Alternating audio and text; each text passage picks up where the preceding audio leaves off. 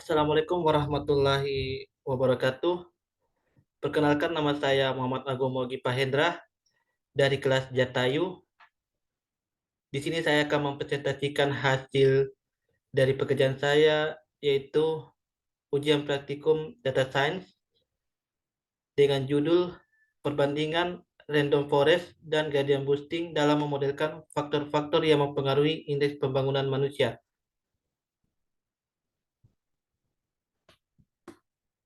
Latar belakang masalah, indeks pembangunan manusia atau IPM merupakan salah satu cara untuk mengukur keberhasilan kinerja suatu negara atau wilayah dalam bidang pembangunan manusia. IPM dipengaruhi oleh beberapa faktor, diantaranya adalah faktor perekonomian, pendidikan, harapan hidup, dan lain-lain. Nah, faktor-faktor inilah yang mempengaruhi bagus tidaknya nilai IPM. Seperti yang kita ketahui, model random forest dan gradient boosting merupakan ensemble teknik dalam dunia data science, di mana model random forest merupakan teknik bagging dan gradient boosting merupakan teknik boosting. Kedua model tersebut kita gunakan dalam menentukan faktor-faktor yang mempengaruhi IPM.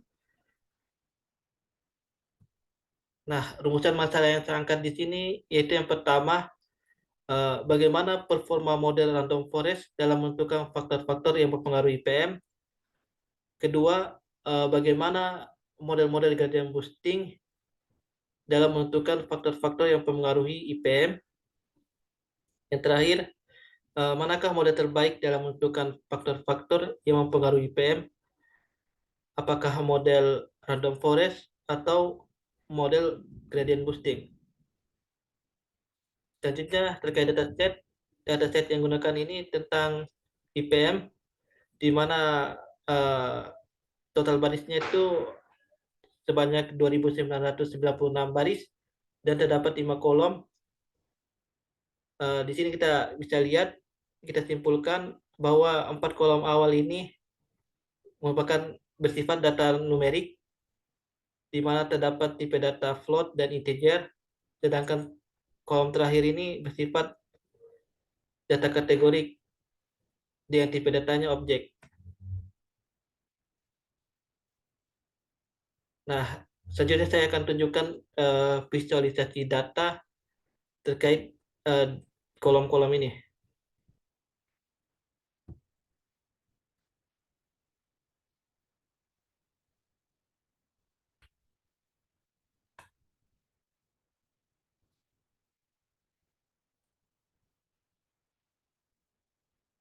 Oke, ini untuk data kategorik tadi atau kolom IPM tadi. Eh, di sini kita lihat visualisasinya. Di sini terdapat 4 kelas,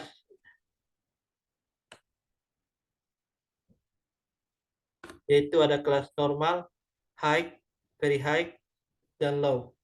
Di mana kelas normal ini mendominasi, kemudian disusul high, baru ada very high, baru ada yang paling sedikit, yaitu low.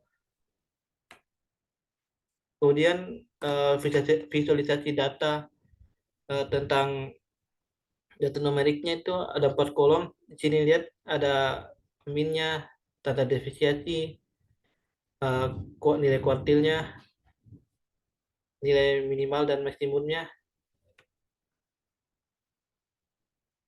Nah, di sini untuk kolom harapan lama sekolah, di sini kita bisa lihat uh, persebaran datanya itu yang paling banyak itu di angka 12 sampai 14. Kemudian untuk pengeluaran per kapita itu persebaran datanya itu yang paling banyak itu di angka 7.500 sampai dengan 2.500. Kemudian untuk kolom rata lama sekolah bisa kita lihat di sini histogramnya, eh, paling banyak data kesebar itu di angka 6 sampai dengan 10. Kemudian untuk kolom usia harapan hidup itu jika kita lihat dari histogramnya, persebaran datanya itu dari angka 65 sampai dengan 75. Oke, selanjutnya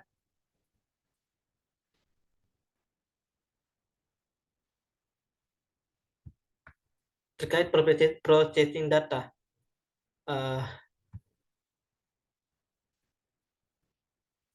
Sebelumnya di sini saya akan, sebelum di modeling, saya akan membagi dua data, di mana 4 data awal ini yang bersifat data numerik itu saya jadikan sebagai fitur, sedangkan data terakhir ini, kolom terakhir ini, kolom IPM yang bersifat data kategorik itu saya jadikan sebagai target. Ini kodenya, kode programnya. Nah, eh, untuk memudahkan model membaca datanya, karena tadi itu datanya itu sangat untuk data yang pertama ini tadi ini yang 4 kolom, nilai datanya itu sangat bervariasi, dan juga tipe datanya itu ada dua ya, ada float dan integer. Untuk memudahkan model membaca, saya pakai normalisasi datanya itu pakai function min max color, di mana ini saya akan menskalakan nilai-nilai tersebut itu menjadi angka 0 sampai dengan 1, dan ini hasilnya. Kemudian splitting datasetnya saya bagi 80% untuk data training dan 20% untuk data testing, dengan tingkat keacakan sebesar 42. Kemudian ini ada dua model yang saya gunakan di sini. Ada model random forest dan gradient boosting. Karena tadi data targetnya itu bersifat kategorik, maka di sini saya pakai model untuk klasifikasi, yaitu ada model random forest classifier dan gradient boosting classifier. Di mana sini saya set parameternya itu untuk kedua model ini sama, di mana ada estimatornya itu sebesar 1000, random state-nya 42, max leaf node-nya sebesar 20, dan min sample speed-nya itu sebesar 15. Nah, kemudian ukuran kebaikan model di sini saya pakai evaluasi untuk mengukur akurasinya. Nah, di sini lihat, kita bisa bandingkan kedua model tersebut. Model akurasi ini, model random forest ini mendapatkan akurasi sebesar 95,23%, sedangkan gradient boosting mendapatkan akurasi sebesar 96,59%. Berarti secara akurasi model gradient boosting ini lebih baik dari model random forest. Kemudian kita lihat visualisasi coefficient matrixnya. Ini untuk random forest, dan ini learning kurvanya untuk random forest, dan ini gradient boosting coefficient matrixnya, dan ini untuk kurva gradient boostingnya. Nah, di sini kita lihat random forest. Misalkan sini prediksi height-nya itu yang benar, yang menjadi kenyataan itu banyak itu 154. Kalau kita bandingkan dengan apa namanya dengan coefficient matrixnya gradient boosting itu 156, masih kalah jauh ya, berarti lebih unggul performa dari model gradient boosting.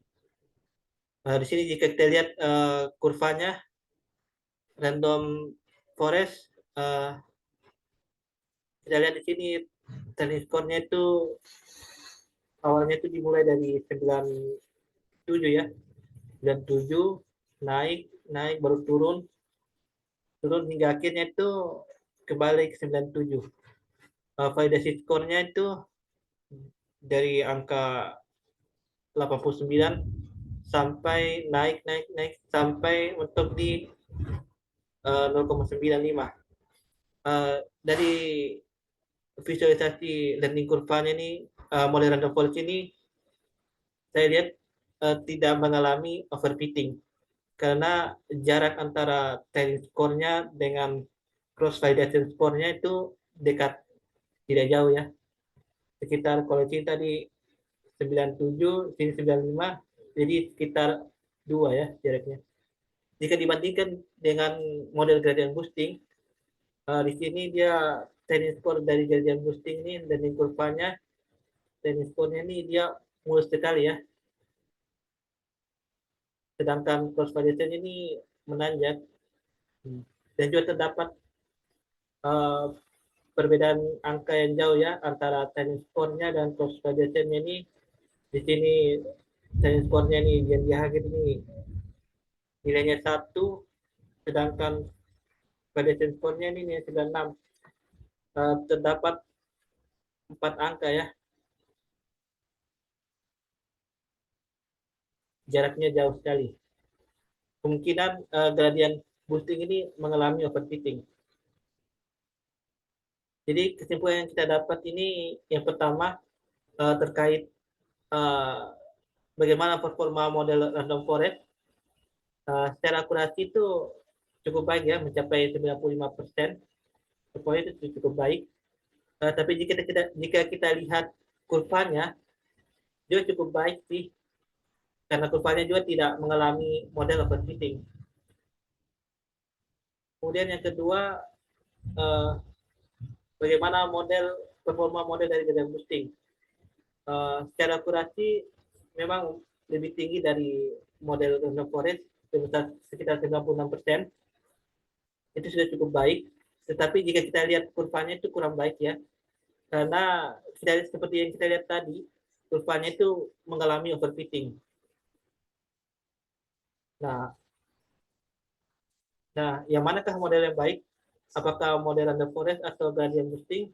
Dari interpretasi tadi, kita dapat simpulkan bahwa random forest itu model yang terbaik dalam menentukan faktor-faktor IPM yang mempengaruhi IPM, karena dia di situ tidak mengalami overfitting, walaupun uh,